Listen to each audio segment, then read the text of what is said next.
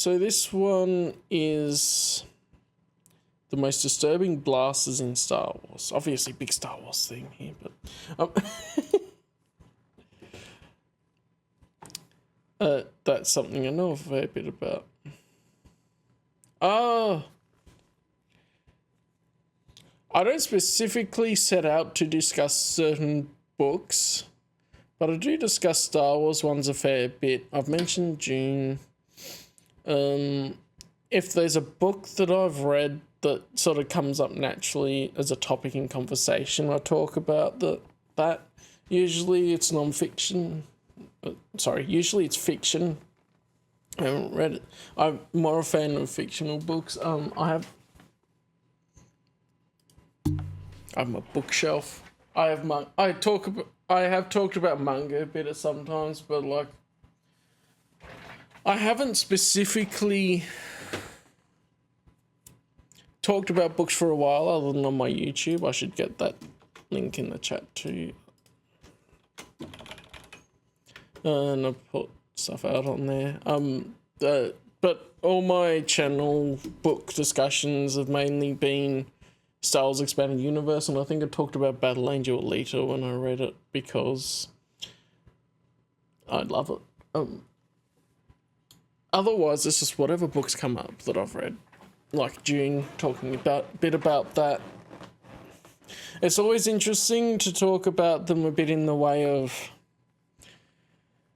comparing adaptations of them. That's where it's like comparing Dune to the Dune movie is interesting, but I tend to work well with conversation off of watching a video talking about it and responding to that and giving my thoughts and that. So I'll tend to do them that way. Otherwise, I don't specifically talk about books. I'm more on playing video games here and then whatever topics come up through reacting to videos. I haven't done anything on that one for ages. I need to get onto short film stuff, but I just haven't finished the script for ages. My show reel's on. Yeah. So the most disturbing blasters in Star Wars. Hey guys, this is Justin. Hello and welcome to another video. So today I thought it'd be fun if we took a closer look at some of the less conventional weapons of the Star Wars universe, starting with one of my favorites, which I haven't really seen covered a ton on YouTube. Before we get into the content though, just a quick sponsored segment from my friends. Of course, over the sponsor at again. Ramen. Word on the street is that Tim, the founder, has a thing for Wookiees. I think you know what I'm saying, so I had to get them in for today's video. If you've watched my content, you've probably seen a Vite Ramen sponsored ad. These guys have been my partners for I haven't before actually, because they're a phenomenal company. So there is me and their employees very well. Here's the deal. Vite Ramen is premium, but order and you'll get not just a delicious and quick meal, but a healthy one. Ton of bioavailable nutrients, great calorie and sodium wise, but who cares? The flavor, honestly, second to none. I highly recommend you check out my Massaman curry flavor. I came up with it, I tested it, and I recommend if you do make it, use a little less water and add some peanut butter. Make it more almost like a noodle dish rather than a ramen. Right now, the Sanita, give it a squiz. By Christopher Ruocchio, I guess. I'll give it a squiz, see if I read it and it piques my interest. I want to try and diversify a little bit more because I've been so much reading of Star Wars. Like, I'm partway through reading H.P. Lovecraft collection at the moment, so that's been pretty cool. And it's just like, what feels like... And I'm on Survivor's Quest chronologically with the Star Wars EU. So I'm getting there, but I'm like, well, I don't want to read Star Wars all the time. Yeah. You can use code Eckharts for 10% off and pop on that Easy Health 24 code as well for some free shipping. All right, so as I said, we're going to start today's video with a discussion of the bowcaster. By the way, if you enjoyed this video, so much of the information comes from the new essential guide to weapons and technology. Pick it up. Put me out of a job. Anyway. Yeah. The new essential guides, or the essential guides are really good source books. Pick it up. put me out of a job. Anyway, the portrayal of the bowcaster in The Force Awakens... Never mind. You'll notice that text by W. Hayden Blackman, who also worked on the story of The Force Unleashed. Put me out of a job. Anyway, the portrayal of the bowcaster in The Force Awakens actually pretty closely mentions its description in the Essential Guide to Weapons and Technology. The bowcaster, to be clear, is not simply a crossbow-shaped weapon. It's not just a ceremonial thing. It actually has a completely unique firing mechanism. As it turns out, the bowcaster is basically a handheld magnetic accelerator. In short, a physical projectile is accelerated by the bowstring down the bowcaster's shaft, where it emerges, and I quote, resembling an elongated blaster bolt. Continuing, the quarrel's energy sheath focuses the explosive force directly into its target, making the bowcaster one of the most devastating personal weapons ever created. The bowcaster actually... And in the Star Wars Saga Edition RPG, Han wouldn't have been able to wield that without a strength score of at least 13. But yeah, bowcasters were made and they had a very big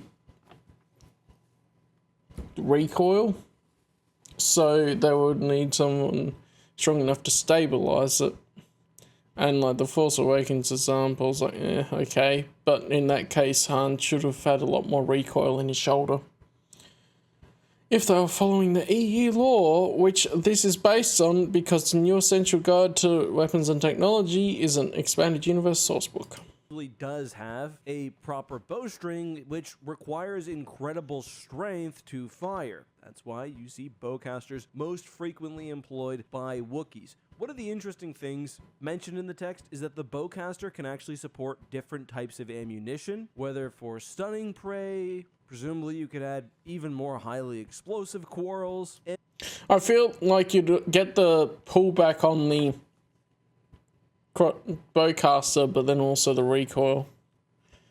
That's why I mentioned that. And bowcasters are also handcrafted by Wookiees, which is why you see a lot of variety. Chewies, for example, could automatically recock. Larger variants could be mounted on vehicles or given additions like a traditional blaster rifle, which I think makes sense. The bowcaster is there for the big business. The blaster rifle, anything on two legs, probably good enough. There were also sort of knockoff bowcasters, not created by Wookiees and not with the same destructive potential. Many were essentially just repeating blasters with a bowcaster shell on it. I sort of wonder what's the deal with the one Kyle Katarn used. That bowcaster was unique. It had several firing forms. Nothing really like what's described in this text, although it could be charged up. Either way, based, Kyle Katarn just has one of the most unique bowcasters in the galaxy. Also, great art of him. Although it could be charged up. Either way, as described, the bowcaster is an incredibly potent weapon, combining not just extensive energy damage, Look, he has to nerf himself so that they have a chance. but also a very fast-moving, magnetically accelerated projectile. So, good on Kylo Ren for tanking that. I do wonder whether Chewie used a low power mode or something, because that should have taken him out. Alright. Yeah, but you gotta remember that expanded universe information doesn't apply to new canon. It's a bit of the same thing from the previous video, where you're trying to apply expanded universe information to a new canon thing. It doesn't really work, because you have to stop looking at new canon with all the knowledge that you've gained from the great universe that has been built up, and look at it from the way of, well, this is a completely different thing. What have they established in this universe? Moving on, we have separate franchises, basically. In the Jedi Knight series, I believe this one was first in Jedi Knight 2, and that is the Disruptor Rifle. Remember when you're on Nar Shaddaa, the first level after you get your lightsaber, you stick your head out and instantly from across the map you get disintegrated by a sniper rifle? You were being hit by a Disruptor Rifle, and you may have even fired one back in return. As the name would suggest, the Disruptor Rifle basically broke down, disrupted the molecular bonds of matter through an extremely powerful beam. This could cause literal disintegration of targets, and even a glancing blow from a Disruptor Rifle would be an incredibly painful and likely disfiguring experience. I'm sure there's actually some scientific principle behind how this could potentially work, but disruptors unsurprisingly had extreme energy requirements, but were also obviously very, very lethal, making them perfect for bounty hunters, including ones who had to occasionally be reminded by Darth Vader to skip the disintegrations. What I find funny is like both of these have appeared in the same series of video games. So we've had Kal Katarn with the crossbow in Dark Forces, and then a Kal Katarn with a Disruptor rifle.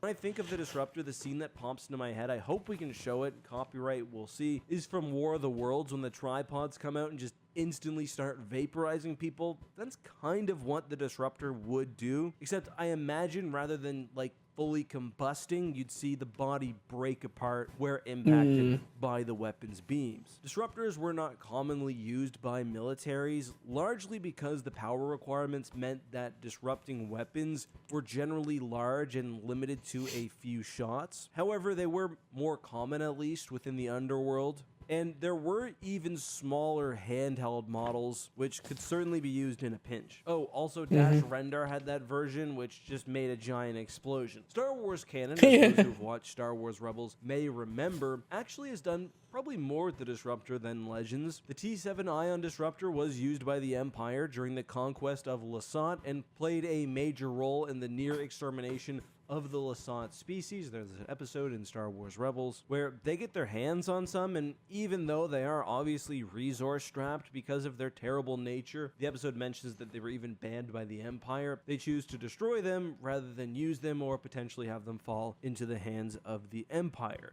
Those disruptors were primarily anti-vehicle weapons, but obviously would have devastating impacts when used against living beings. So it sounds to me like they may not have been quite as sparse in new canon, if that's something to go off of.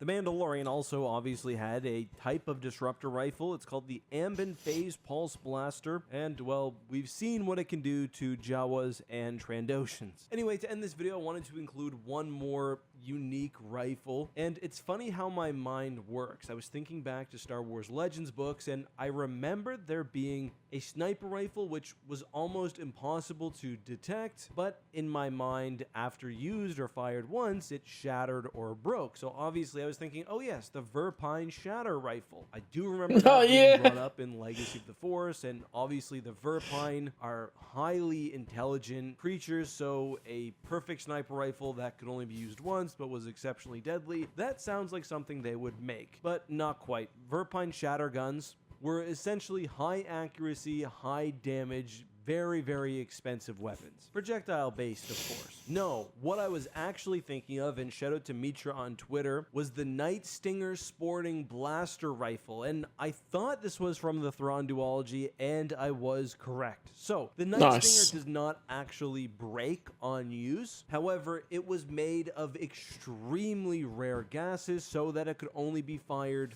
a handful of times. The wiki page says 3 to 5 shots before being refilled. What's unique about the weapon is that the bolts are completely invisible. How this works out in the Thrawn duology is that the Empire has been trying to basically start a civil war within the New Republic over the Kaamos document. People hate the Bothans due to their involvement in the destruction of Kaamos. And, you know, the spokesperson for the Bothans? Good old Borsky boy. Everyone hates Borsk. Discussed this in a recent video. There's a big protest, and they want to make it seem like Han Solo is firing on innocent protesters. Obviously, the invisible sniper rifle has quite a usage because you can target anyone without there being any clear tracking of the shot, so you don't know where it comes from. Anyway, a very deadly weapon. You can imagine how covert agents could use this to extreme effect. But guys, that's the video for today. I hope you enjoyed this one. Is there a weapon, vehicle, technology, anything? A Battlefront 2 mod. You'd like to see me cover in a future video? Let me know all of that and more, of course, down below. Until next time, guys, be safe, have a good one. May the Force be with you. So yeah, the main thing was that he tried to apply expanded universe logic to new canon. Other than that, that's pretty interesting. I think there could be like a part 2 to that of some other weapons that are quite different, but yeah. I'd have to look through some source books and things to really remember.